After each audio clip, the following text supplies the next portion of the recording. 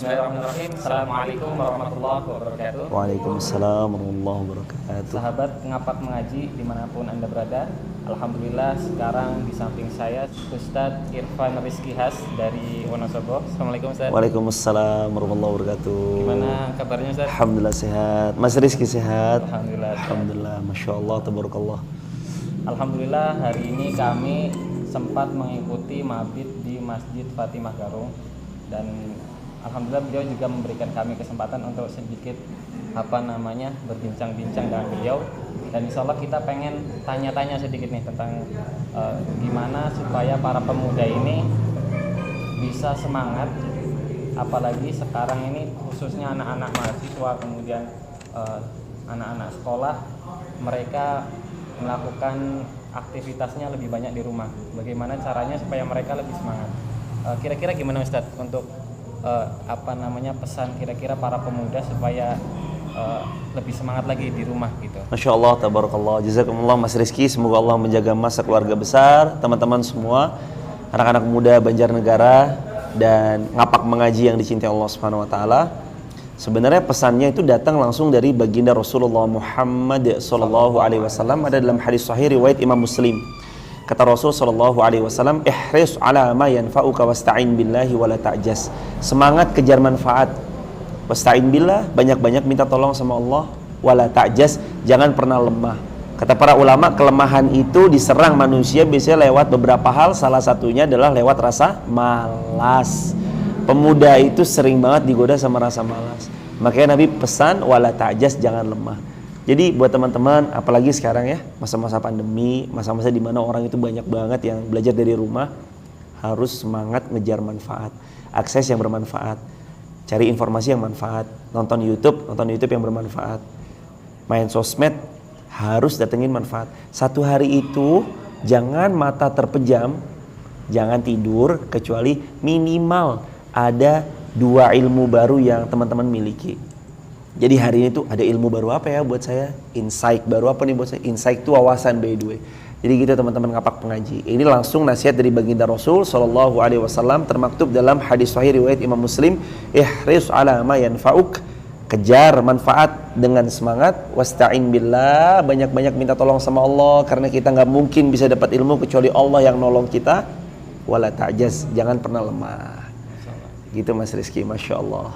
Terus gini Ustadz, banyak teman-teman saya itu kan belajarnya ilmu agama, ulum syar'i, akan tetapi mereka itu kaku dalam berdakwah, kaku dalam menyampaikan kepada sesama.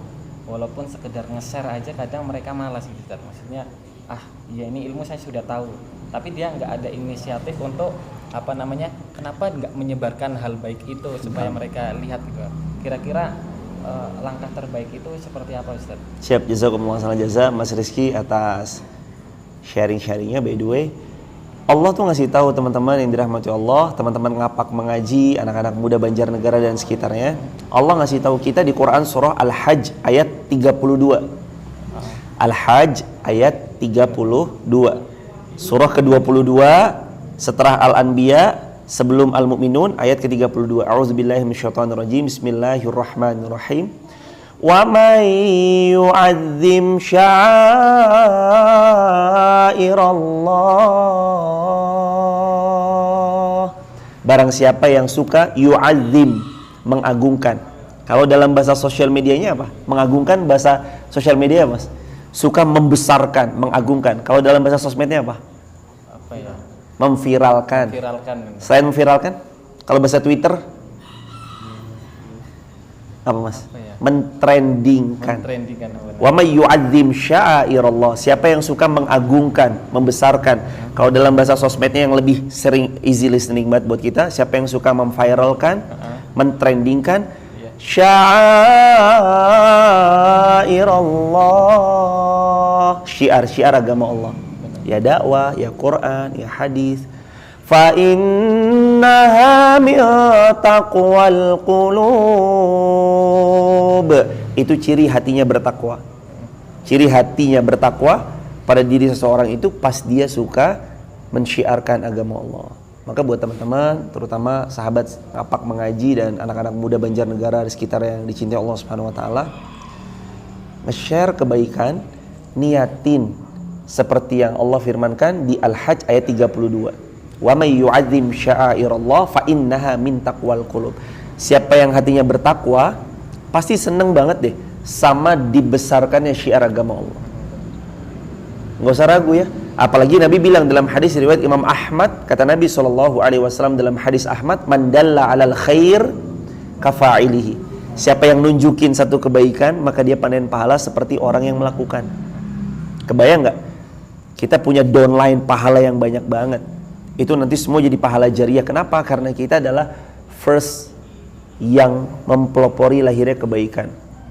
Anak-anak muda bisa hijrah ngaji ya karena kita yang mengawali.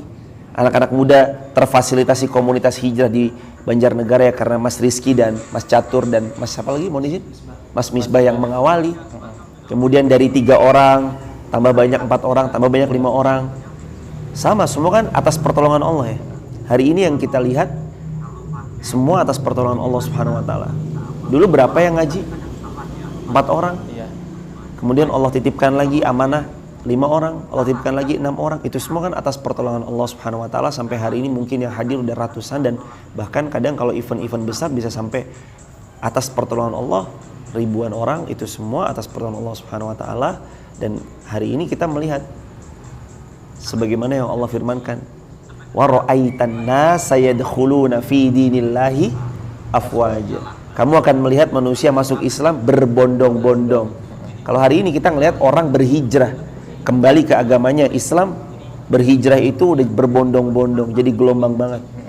Dari Bandung berhijrah, Jakarta, Jabodetabek, kemudian geser lagi ada Semarang, ada Jogja, geser lagi Wonosobo, Temanggung, Banjarnegara pun juga sama. Kita semua kan sama-sama ya. Maka kembalikan pada Allah. Besok teman-teman dari 3 orang, 5 orang, 10 orang, 100 orang, 1000 orang, 10.000 orang, kembalikan itu semua atas pertolongan Allah Subhanahu wa taala. Intinya harus suka mensyiarkan, karena yang pertama syiar itu bukti tanda takwa kita. Yang kedua, mensyiarkan dakwah itu termasuk adalah sarana kita panen pahala jariah. Dan yang ketiga, tidaklah kita mengharap pujian dari manusia, tapi kita mensyiarkan tujuannya adalah mencari ridho Allah Ta'ala. Barakallahu fikum. Begitu Mas. Terus ada lagi Ustaz, kan di antara teman-teman walaupun mereka itu sudah paham ilmunya, misalkan tentang pacaran nih yang lagi rame, mereka sudah tahu kalau pacaran ini nggak boleh Ustaz, akan tetapi mereka seakan-akan nggak melihat dari itu gitu loh. Tetap aja mereka punya hubungan dengan lawan jenis ya, walaupun sekedar chat atau rayon-rayon lombal gitu. Menurut antum itu gimana Ustaz? Wala taqrabuz zina. Allah berfirman Quran surah Al-Isra ayat 32. Jangan dekati zina ya, dekati aja nggak boleh, apalagi sampai punya ikatan di luar daripada pernikahan, ikatan yang negara aja nggak mengakui, apalagi agama. Namanya ikatan itu bernama pacaran. Jadi buat teman-teman, saya lebih menyaranin segera putuskan atau segera halalkan. Kalau emang masih jauh, masih lama, putus segera. Jangan menjerumuskan diri ke jurang kebinasaan, karena Allah berfirman wala taqrabuz zina. Jangan dekat-dekat sama zina, innahu kana fahisyah wa sa'a sabila. Itu perbuatan yang sangat keji dan jalan yang amat menyesatkan. Dan kalau Allah udah bilang, itu pasti ada kebaikan. Perempuan itu seperti mentimun, kalau saya ibaratin. Laki-laki itu seperti buah durian. Durian ketemu mentimun, dibenturkan, jeder, yang hancur pasti timunnya. Duriannya mah tetap keren. Laki-laki ketemu perempuan, perempuannya direnggut keperawanannya, yang hancur perempuan. Yang malu perempuan, yang nanggung rasa sakit perempuan, yang mual-mual tiap pagi perempuan, yang keberatan, tidur nggak nyaman perempuan, rasa sakit saat melahirkan perempuan, capeknya mengasuh setelah bayi itu terlahirkan, harus bersihin, ganti popok, bangun malam perempuan. Maka yang hancur perempuan. Laki-laki mah tetap keren dia. Tapi perempuan, nah dalam Islam itu perempuan dijaga banget. Maka buat teman-teman, khususon akhwat, para teman-teman perempuan yang dimuliakan Allah Subhanahu wa taala, perempuan itu amat Allah, sangat dimuliakan dalam Islam. Dia tuh perhiasan banget dalam Islam. Maka jadilah perempuan-perempuan yang layaknya perhiasan, nempatkan diri secara apik, elegan, nggak serampangan. Kan perhiasan gitu ya? Nggak mungkin tergeletak gitu kan? Perhiasan itu rata-rata displaynya anggun, cantik, ada lighting-lighting yang menarik. Dalam artian menarik di sini ya, dia benar-benar menempatkan dirinya sebagai perempuan yang mulia, bukan perempuan yang gampang dijama, kayak gorengan lah, gampang dipegang-pegang, enggak kayak gitu. Jadi buat teman-teman yang masih berada dalam komitmen yang syaitan senangi, cepat putuskan untuk segera dihalalkan atau ditinggalkan, karena nggak baik lama-lama. Lalu pacaran sampai 5 tahun, 6 tahun, itu pacaran apa mau ngapain itu 6 tahun? Allah, nggak usah numpuk dosa.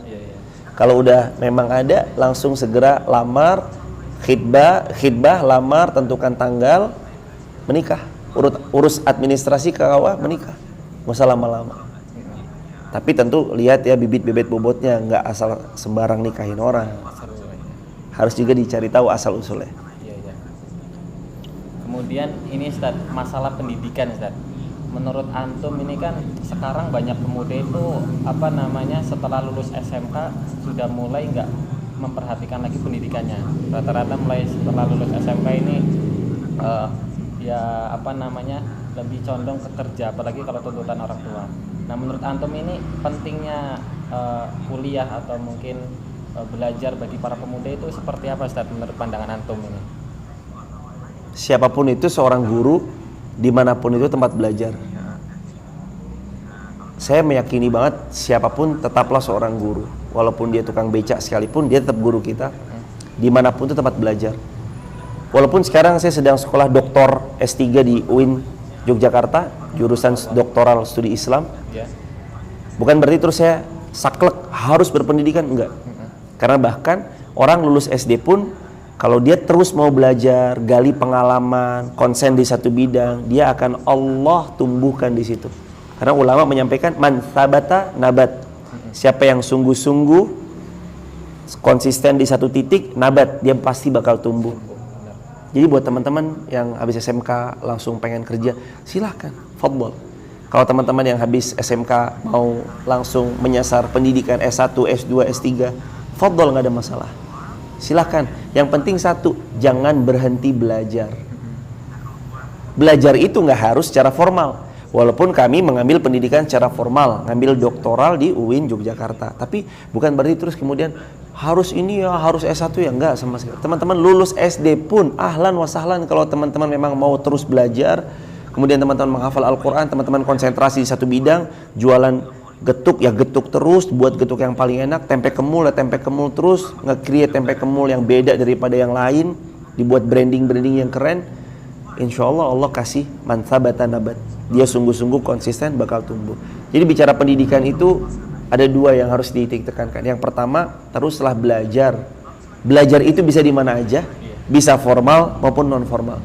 Yang kedua, dalam belajar selalu mohonlah pertolongan pada Allah agar ilmunya barokah. Cari ilmu yang berkah. Jangan cuma banyaknya doang, tapi nggak berkah.